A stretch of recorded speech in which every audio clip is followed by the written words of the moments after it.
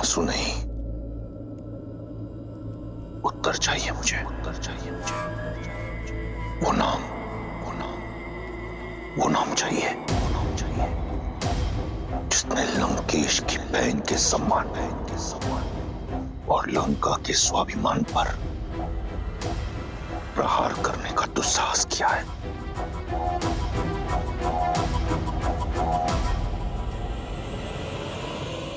और मुझे प्रतीकार, उस उद्दंडी का संहार, उस राम का सर्वनाश चाहिए मुझे भैया।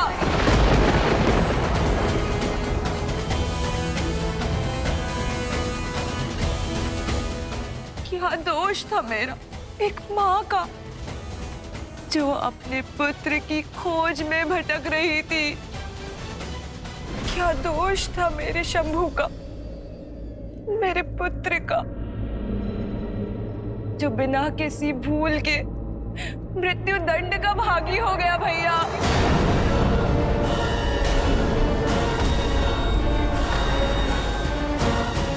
शंभू, हाँ भैया, मार डाला उन वनवासियों ने आपके लंकेश के भांजे को।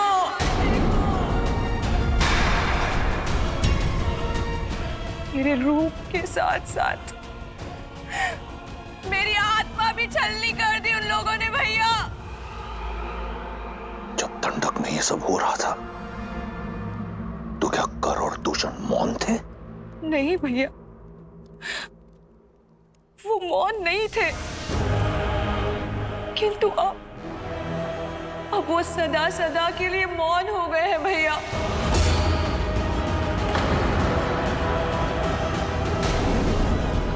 जब खर और दूषण भैया इस पाप का कारण जानने उनके पास गए तो उन दुष्ट वनवासियों ने उनके साथ साथ हमारे 14,000 असुर संबंधियों का भी संहार कर दिया भैया।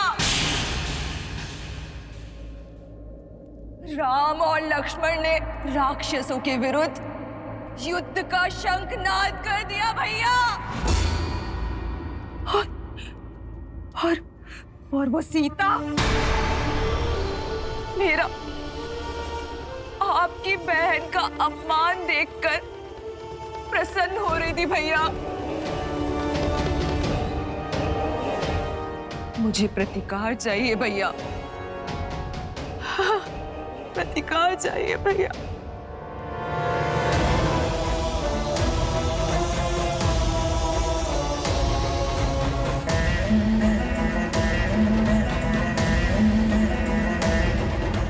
तुम्हें प्रतिकार से पहले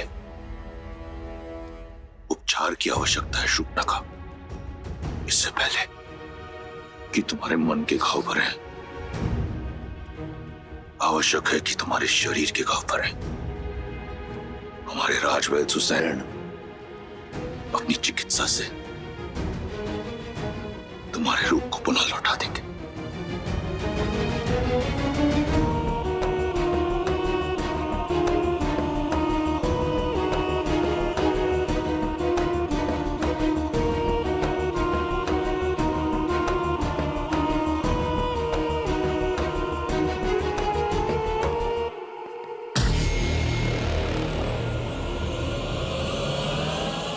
स्मरण रहे,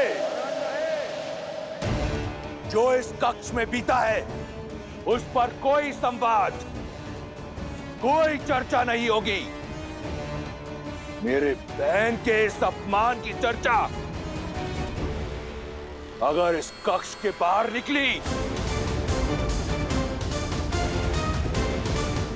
तो उस वनवासी से पहले मैं तुम सबके प्राण लूंगा।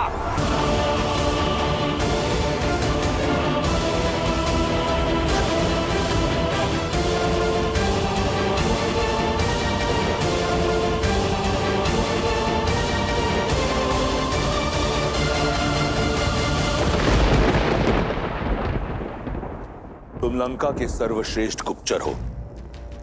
मैं चाहता हूं कि तुम शीघ्र अतिशीघ्र दंडक जाओ और 3 वनवासियों के बारे में पता करो, राम, लक्ष्मण और सीता।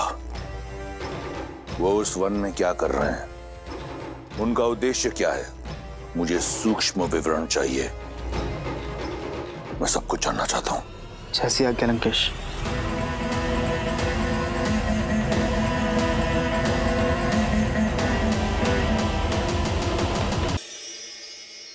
आओ सीते।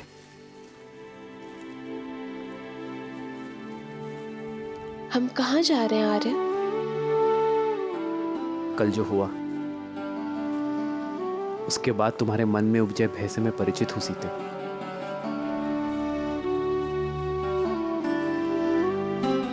तुम्हारी प्रसन्नता कहीं लुप्त हो गई है, बस उसे ही ढूंढने जा रहे हैं।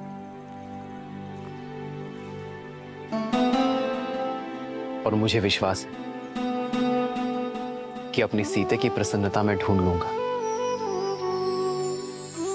आओ।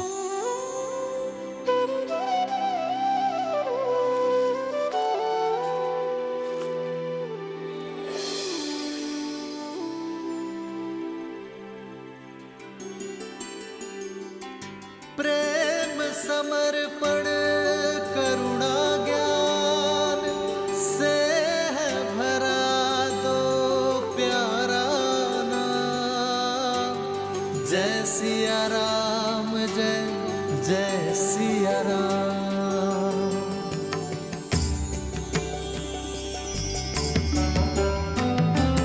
राम है लोचन, सीता दृष्टि, राम है अद्भुत। सीता वृष्टि, राम सिया। जानती नहीं थी कि इस भयानक वन में इतना सुंदर स्थान भी हो सकता है। देखा, लौट आई ना तुम्हारी प्रसन्नता। अपने इन भावों और प्रयास से आप मेरे मन को आनंदित कर ही देते हैं। कैसे वनवास के इस जटिल समय को आपने अपने समर्पण से कितना सरल बना दिया। तुम भी तो मेरा हर पल सुंदर बना देती हो सीते। अपने प्रेम से ही तो तुमने इस वन में स्वर्ग बसाया है।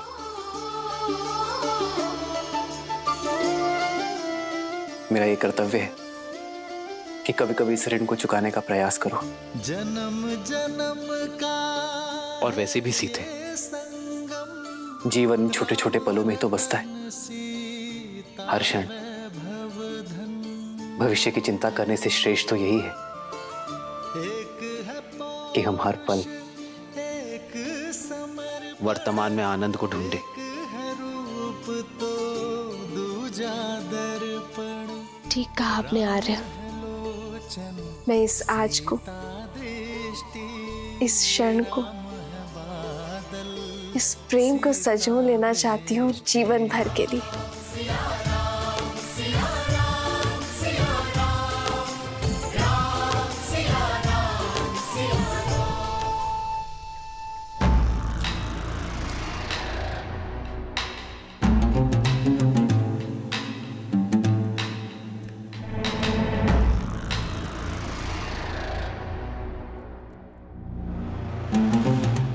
तुमने जो सभा में कहा वह अधूरा सत्य था।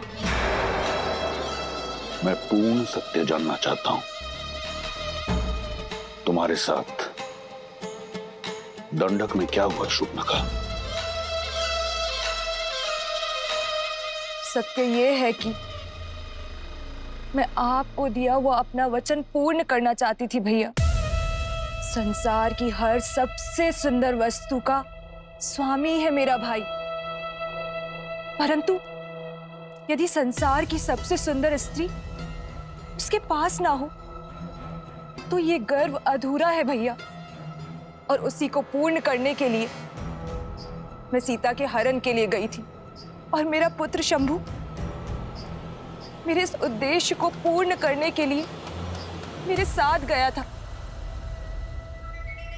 परंतु उस राम ने मेरे पुत्र के प्राण हर लिए और मुझसे मेरा मान। अपने भाई के लिए संसार की सबसे सुंदर स्त्री को लेने गई थी, परंतु अपना सौंदर्य खोकर लौट आई। किंतु मैं हार नहीं मानूंगी भैया। रूप गया तो क्या, परंतु मैं वचन नहीं जाने दूंगी। फिर से स्वस्थ होकर मैं फिर जाऊंगी। या तो उस राम का अंत करके सीता को अपने भाई लंकेश को सौंपूंगी, या तो फिर उसके हाथों मारी जाऊंगी। अपने भाई के आनंद के लिए कुछ भी करने को सज्ज हूं मैं। तुम्हें कुछ करने की आवश्यकता नहीं। उस वनवासी के साथ क्या करना है वो मार्ग मैं निकालूंगा। लंका और लंकेश के सम्मान को पुनः लौटाने का केवल एक ही मार्ग है भैया, राम का वध और सीता का वरण।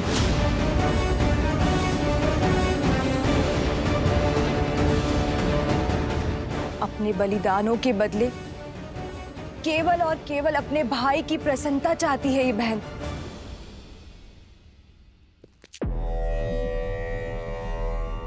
तुम्हें न्याय मिलेगा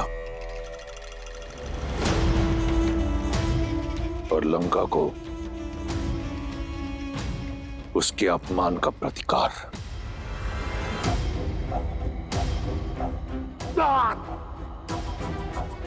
जो तुम्हारा नहीं है उसे पाने की लालसा छोड़कर जो है उसी में संतुष्ट रहना सीखो।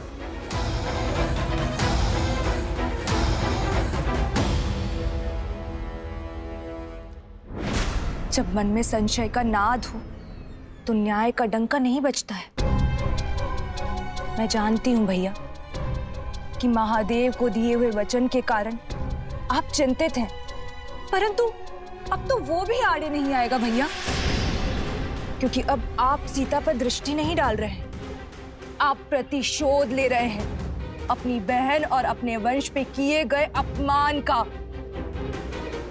आपके पास उत्तर देने के लिए है महादेव को कि आपकी बहन पर जो अत्याचार हुआ है उसका दंड दे रहे हैं आप राम को, उसके प्राण लेके।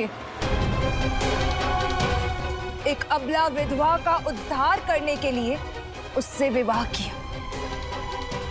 सीता लंका के स्वर्ण महलों में रहने के योग्य है, ना कि वन में दर दर भटकने के। सीता उस राम के योग्य नहीं जिसके तन पर ना तो वस्त्र है और ना पैरों में पादुकाएं। भैया, आप एक स्त्री को उसका अधिकार दे रहे हैं। एक स्त्री होने के नाते मुझे पूर्ण विश्वास है कि इस उपकार के बदले सीता सदा आपकी ऋणी रहेगी। हमें शीघ्र उत्तर देना चाहिए पिताश्री।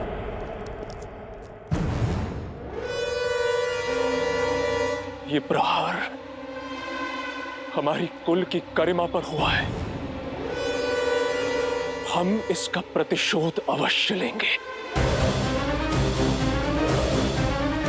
अब आज्ञा दीजिए पिताश्री, मैं अभी इसी क्षण अपनी सेना को लेकर प्रस्थान करता हूं और राम को उसके किए का दंड देकर आता हूं।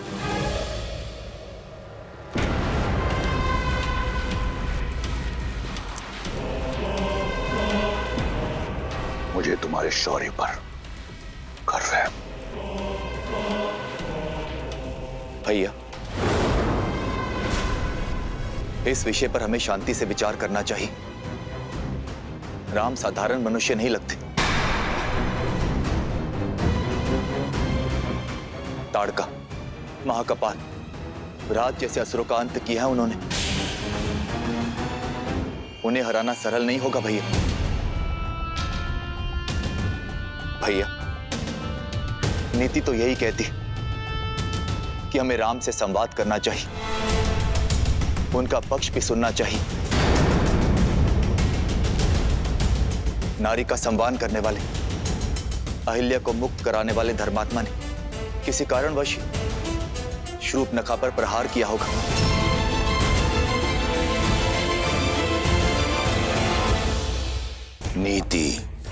नीति ये नहीं कहती कि तुम उस राम को धर्मात्मा कहो।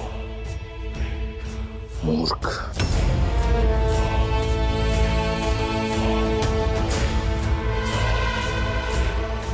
स्वामी, शूर्पणखा के साथ जो हुआ उससे मैं भी दुखी और उत्तेजित हूं, किंतु मुझे लगता है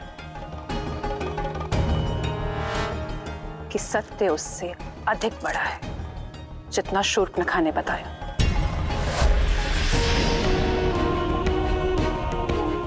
कई ऐसे प्रश्न हैं जिसका उत्तर ही नहीं है। श्रेष्ठ ये होगा कि अब सारी घटना का विस्तार से पता करें और फिर कोई निर्णय लें।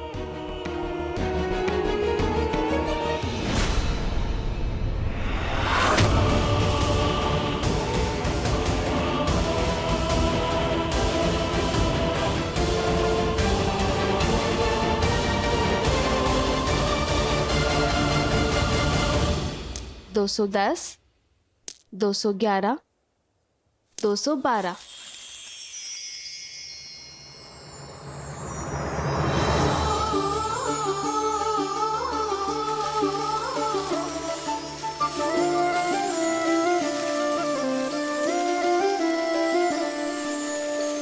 जन्म जन्म का है ये संगम, राम रतन सीता वैभव धन।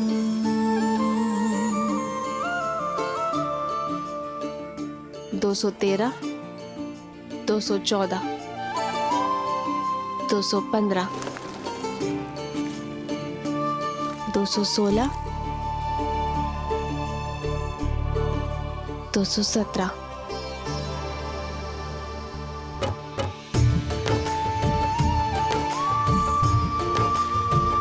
ऐसे किस विशेष कार्य में डूबी हो सीते कि इन सुंदर पुष्पों और राम को ही अनदेखा कर दिया? भविष्य में झांकने का प्रयास कर रही, गिन रही हूँ कि हमारे वनवास में कितने दिन शेष हैं। कब माताओं, भरत और शत्रुघ्न भैया और अपनी बहनों से मिल पाऊंगी। देखिए, वर्ष भर भी नहीं बचा। बस कुछ माह और फिर से अयोध्या की पावन माटी का स्पर्श होगा। फिर से मेरा भरत मेरी भुजाओं में होगा और फिर से मेरी माताओं के प्रेम का सानिध्य मिलेगा। हाँ, आपके नेत्रों में तो सुख दिख रहा है, पर मेरे सुख में चिंता दिख रही है। क्या बात है सीते? क्या तुम अयोध्या जाकर प्रसन्न नहीं होगी?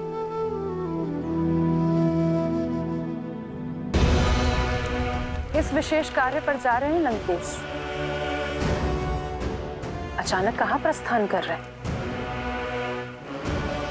बार शूर्पणखा की नाक पर नहीं, लंका के सम्मान पर हुआ है। लंका और लंकेश के सम्मान को पुनः लौटाने जा रहा हूं। बिना सेना के उसके विरुद्ध लड़ने जा रहे हैं जिसने हमारे 14,000 राक्षस संबंधियों का संहार कर डाला। स्मरण रहे, तुम लंकेश, दशानन, रावण से बात कर रही हो। वो रावण काल जिसका दास है, जिसकी नाभि में अमृत का वास है। साधारण दिव्यास्त्रों से उस तुच्छ मनुष्य ने 14,000 राक्षसों का संहार किया होगा, परंतु 14 लोगों के स्वामी के समक्ष टिक नहीं पाएगा वो। महाबली गज भी एक छोटी सी चींटी के सामने धराशायी हो जाता है लंकेश। मत भूलिए कि आपके वरदान में मनुष्यों से अभेदान नहीं है। और वो कोई साधारण मनुष्य नहीं है लंकेश। श्रेष्ठ यही होगा कि आप मेघनाथ को साथ लेकर जाइए। आखेट पर श्वान को लेके जाया करते हैं मंदोदरी, सिंह को नहीं। मैं जिस कार्य के लिए जा रहा हूं उसके लिए मेघनाथ की आवश्यकता नहीं, उस श्वान की आवश्यकता है जिसे मैंने इस दिन के लिए पाला है। तो क्या आप युद्ध नहीं करेंगे? तुम्हारी बुद्धि भय से ग्रस्त हो चुकी है। जिस पैनेपन ने मुझे रिझाया था वो कम हो गया है मंदोदरी। अपने राज्य से निष्कासित 2 वनवासियों को लंकेश चुनौती देगा? नहीं। शठे शाठ्यम समाचरेत। जैसा देवता वैसी पूजा, जैसा कर्म वैसा प्रतिकार। उस वनवासी ने मेरी बहन के सम्मान पर प्रहार किया, अब मैं उसके सम्मान पर प्रहार करूंगा। उसने रावण के विरुद्ध अपना शीश उठाया है, मैं समस्त संसार के समक्ष उसके नेत्र झुका दूंगा। उसने ऋषियों की रक्षा का बीड़ा उठाया है, मैं उसे लज्जित कर दूंगा कि वो स्वयं के सम्मान की रक्षा नहीं कर पाया। अब ये युद्ध बाहुबल से नहीं, रणनीति से होगा। आप करने क्या जा रहे हैं लंकेश? हरण।